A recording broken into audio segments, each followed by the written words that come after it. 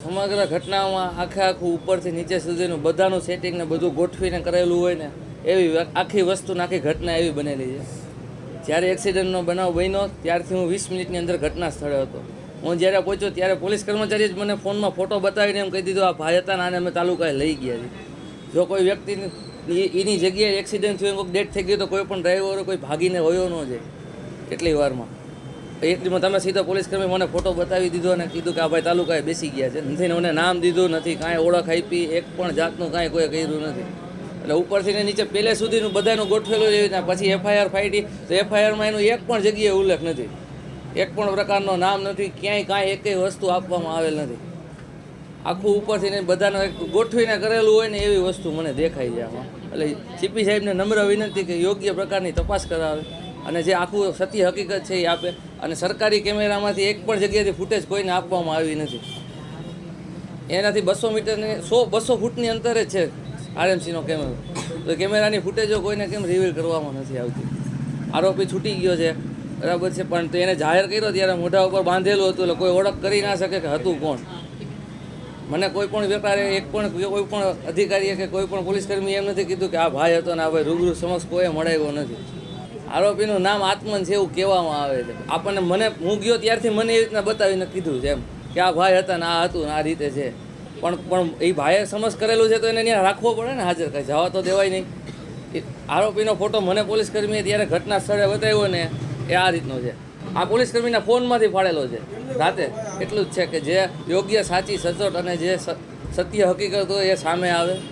આમાં કોઈ પણ પ્રકારનો ક્યાંય ઉલ્લેખ નથી, ક્યાંય કોઈને કહેવામાં નથી આવ્યું કે નથી કોઈને જાણ કરવામાં આવી કે નથી.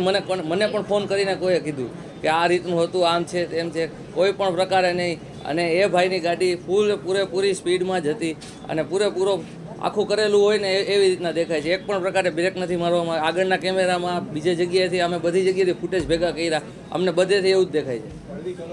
અને કલમો એકદમ હળવી લગાડી છે, કારણ કે અમે શોકમાં હતા.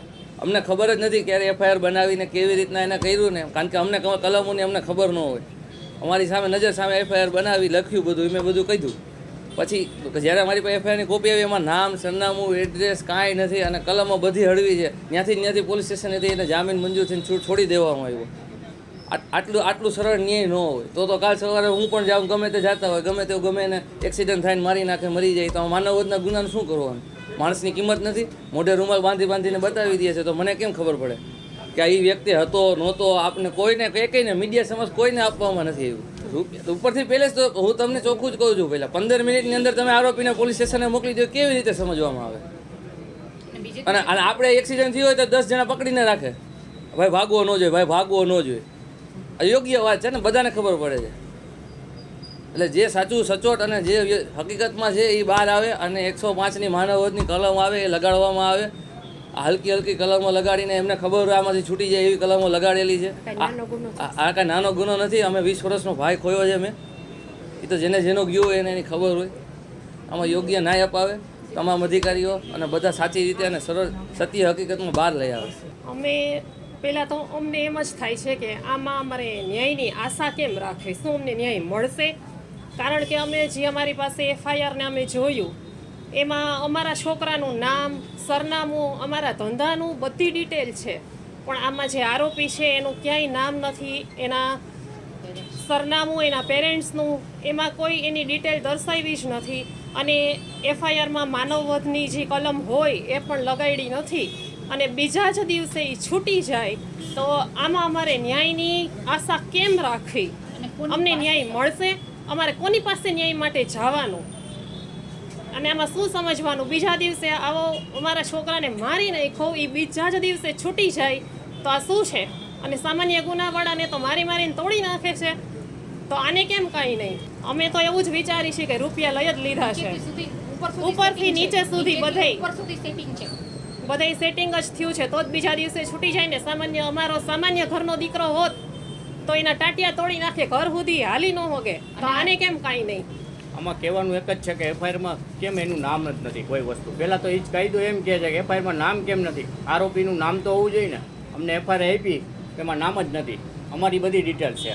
સીપી સાહેબને નર્મ વિનંતી છે કે આનો ઉપર એક્શન લેવામાં આવે તાત્કાલિક. એના પરિવાર જોડે જો થયું હોય તો આ વસ્તુ તો કેમ લે એક્શન તરત જ? અને આ નર્મ વિનંતી છે કે કાયદો આ કાયદેસર એને હાથમાં લઈને જ બધું કર્યું છે, કાયદેસર બધુંય. અને સેટિંગ પૂરેપૂરું આમાં થયું છે ઠેક લગન. કારણ કે એફઆઈઆરમાં નામ નથી, કોઈ વસ્તુ નથી, બરોબર. અને કાળા કાચ લઈને ગાડીઓ જાય છે તો એને રોકે છે બધાય ત્યારે. અને આ તો કાયદેસર એને જીવ જ લઈ લીધો છે, બરોબર. તો એની ઉપર કેમ એક્શન નથી લેતા સરકાર? આ ઘટના વિશે એવું કહેવાનું મારું થાય છે કે અમારા દીકરાની હજી ચિત્તા ઠરી નથી, ત્યાં આરોપી છૂટી ગયો છે. હજી 24 કલાકે થયા નથી તો આરોપી છૂટી ગયો. તો આ કઈ રીતનો ન્યાય કહેવાય? અમારી સાથે, મારા દીકરા સાથે કઈ રીતનો ન્યાય કહેવાય? અમારી માંગ એ છે કે અમને સંતોષકારક ન્યાય આપો. અને જેણે આ એક્સિડન્ટ કરેલું છે કે જે આ બનાવ બનેલો છે એની ઉપર હજી સુધી માનવવધની કલમ લગાડેલી નથી.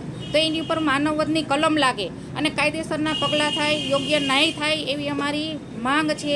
એટલે અમારી આટલું કહેવાનું થાય છે કે અમારી માંગનો સ્વીકાર કરો અને સરકાર, પોલીસ ખાતું બધાય આ ઉપર ખાસ ધ્યાન આપો, જેથી કરીને બીજાના કોઈના સંતાન સાથે આવું ન થાય. આજે અમારો તો વયો ગયો પણ બીજાના થાય. અને આજે એક રાતમાં એક દીકરો ગયો, કાલે સવારે જો પગલાં નહીં લેવાય અને આ જ રીતે બધું ચાલશે તંત્ર, તો એક રાતમાં 10-10ના દીકરા વહી જશે. એમાં કદાચ તમારા કોઈનો પણ હોય, કોઈ પણ ન હોઈ શકે છે.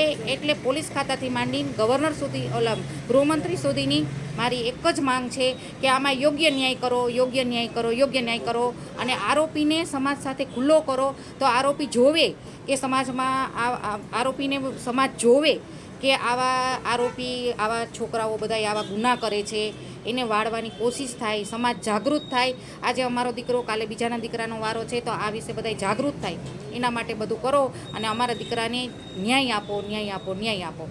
ન્યાય માટે એને કલમ લગાડો માનવવધની. અને હજી સુધી મને મારા ઘરના જે મેમ્બરો છે એણે અમને તો લેડીઝ છીએ, બહુ અમને આ બાબતમાં ન ખબર હોય, પણ અમારા જેન્ટ્સે એવું કીધું કે એફઆઈઆરમાં હજી સુધી એના પપ્પાનું નામ છે, એનું એડ્રેસ છે, એની જે પર્સનલ ડિટેલ છે, ગાડી વિશેની, ગાડીનું ખબર છે કઈ છે, નંબર ખબર છે, પણ એની પર્સનલ ડિટેલ કાંઈ અમારી પાસે આવી નથી. અને એફઆઈઆરમાં કોઈ જાતનું એડ્રેસ કે એની સરનેમ છે, એના પપ્પાનું નામ છે, એ કાંઈ નથી. અમારા દીકરાનું અમે બધું આપ્યું છે, પપ્પાનું નામ છે, આખું નામ છે, એડ્રેસ છે, તો એનું કેમ નહીં?